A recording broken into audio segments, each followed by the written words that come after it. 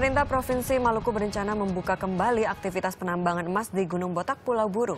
Penambangan baru akan dibuat lebih terorganisir dan juga ramah lingkungan. Sebelum ditertibkan November tahun lalu, tim NET menelusuri jejak penambang di Pulau Buru. Ya, dan berikut penelusuran NET Special Report Nestapa di Tanah Surga.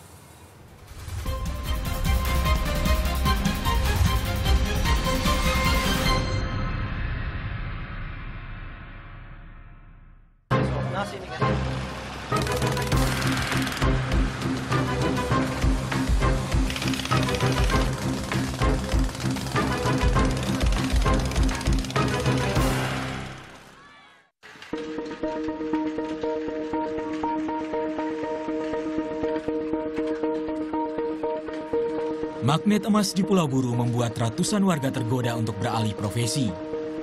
Tahun 2012, pemerintah Provinsi Maluku mencatat banyaknya warga Kabupaten Buru yang beralih profesi dari sektor pertanian ke pertambangan. Mereka bekerja sebagai penambang sekaligus pengolah materialnya. Pada awal penambangan, warga bisa memboyong 100 gram emas tiap hari. Saat kami tiba di Gunung Botak, harga emas per gram berkisar 350 hingga 400 ribu rupiah. Hitungan kasar kami, jika satu penambang mendapatkan 100 gram per hari, maka setidaknya para penambang bisa meraup penghasilan 35 juta rupiah per hari.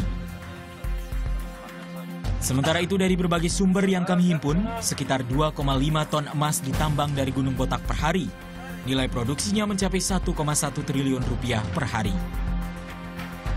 Usai ditambang, mata rantai pengolahan emas berlanjut di Desa Dava dan Wam Said.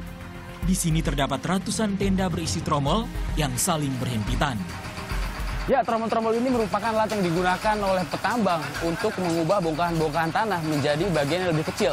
Selanjutnya, petambang akan merendamnya menggunakan cairan merkuri, sehingga partikel-partikel dalam emas tersebut dapat terekstrak. Dan selanjutnya, emas siap untuk diperdagangkan. Proses pengolahan menggunakan tromol menyisakan limbah tiling, yakni semacam limbah batuan atau tanah halus, sisa dari pemisahan mineral di dalam tromol.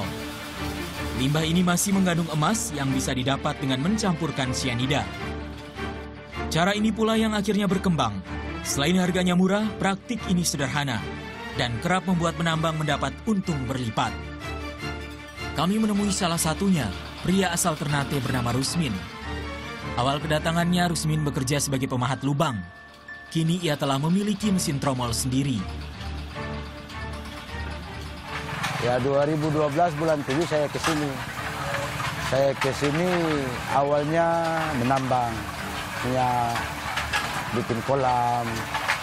Ya, 2013 saya miliki ini. Ya, alhamdulillah. Pendapatannya enggak sama orang, tapi ya dikit-dikit buat hidup lah gitu. Cerita adanya emas di Gunung Botak menyebar cepat. Tak hanya di dalam Pulau Buru, tapi juga keluar. Hal ini berakibat penambangan emas di Gunung Botak tidak terkontrol, saking banyaknya penggali emas dari seluruh Indonesia. Gesekan pun tak terhindarkan antara pribumi dengan pendatang. Tak sedikit nyawa melayang akibat sengketa lubang. Sebagian besar penambang di Gunung Botak tak berbekal latar belakang pendidikan khusus di bidang pertambangan. Mereka memperoleh ilmu menambang secara turun-menurun dari orang tua dan pengalaman. Itu sebabnya bagi mereka tidak ada pilihan selain menggunakan merkuri dan sianida untuk memisahkan emas dari material tanah dan bebatuan. Kami menemukan sungai yang digunakan para penambang untuk membuang limbah hasil ekstraksi emas. Sungai ini berada di tengah permukiman penduduk dan menjadi tempat bermain bagi anak-anak desa Wam Said. Ya, tidak ada proses pengolahan limbah di tambang emas Gunung Botak ini. Para penambang biasa membuang limbah sisa hasil produksi ke anak sungai Waipo ini. Alhasil, sungai yang bermuara di Laut Namlea ini sudah tidak berbentuk lagi dan dipenuhi dengan endapan sisa hasil produksi emas.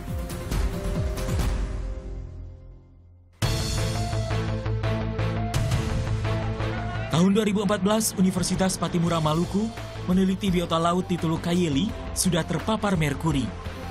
Sampel diperoleh dari udang, ikan, kerang, dan kepiting. 30%-nya menunjukkan data kandungan merkuri melampaui batas atas standar nasional yang ditentukan, yakni 0,5 miligram per 1 kilogram sampel. Dan itu kemudian dalam rantai makanan awal dikonsumsi oleh plankton. Selanjutnya ikan kecil mengkonsumsi plankton.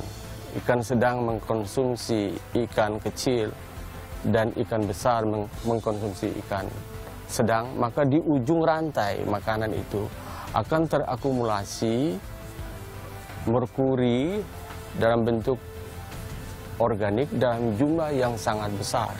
Dan itu artinya bahwa akan menyebabkan proses kematian kepada yang mengkonsumsi. Dalam hal ini adalah manusia.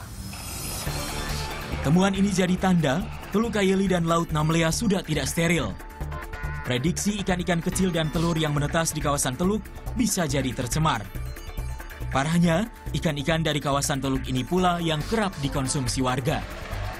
Selanjutnya, guna memfasilitasi pertambangan rakyat, pemerintah provinsi telah mengeluarkan izin bagi penambangan rakyat. Bedanya akan dibentuk koperasi-koperasi di bawah bimbingan perusahaan induk. Di dalam WP itu nanti dibagi dua. Ada wilayah pertambangan rakyat, WPR, kemudian ada WUUP, wilayah izin usaha pertambangan yang mendasar nanti izin usaha pertambangan IUP bagi yang besar-besar itu. Nanti IPR ini dasarnya WPR. Terlepas dari semua itu, pemerintah dituntut bertindak tegas untuk menentukan kebijakan yang tak hanya berorientasi pada keuntungan, tapi mempertimbangkan fungsi lahan, agar tanah Gunung Botak tetap bermanfaat untuk anak cucu kita di masa depan. Aulia Rahmat Wibowo, Reza Hardiansyah melaporkan untuk NET.